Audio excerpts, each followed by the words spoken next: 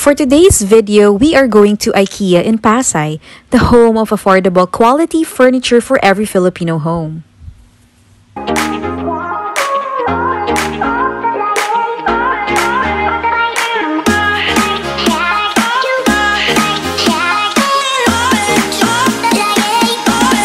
So first up is the Swedish restaurant. So as you can see, there are a lot of food that you can order from this.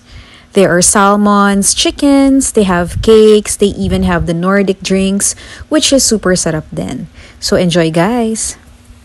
And by the way, guys, that is the famous meatballs with mashed potato and the very famous medallion. So this is what we ordered.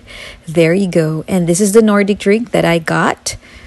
And this is the pasta. I ordered the medallion, the cake, rice, meatballs, and the sausage. And that would be the salmon.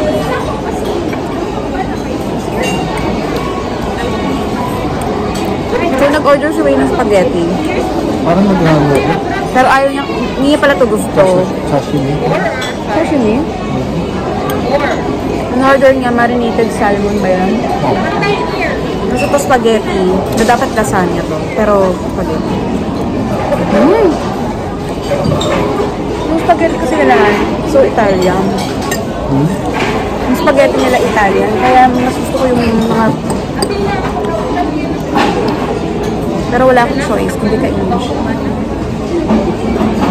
Tapos ito yung medallion nila, masarap.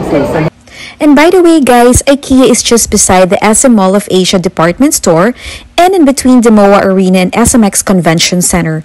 All these buildings are interconnected through bridgeways. As you can see in the video, you may try to get ideas on how to decor or design your room. They do have a showroom for different type of bedrooms. They have what you need. By the way, guys, this is not sponsored. I just tell you the facts and what I have experienced in this store. So if you have questions regarding Ikea, just comment below and we'll try to answer it. So guys, please don't forget to like and subscribe to my channel, Mommy Eames. Enjoy!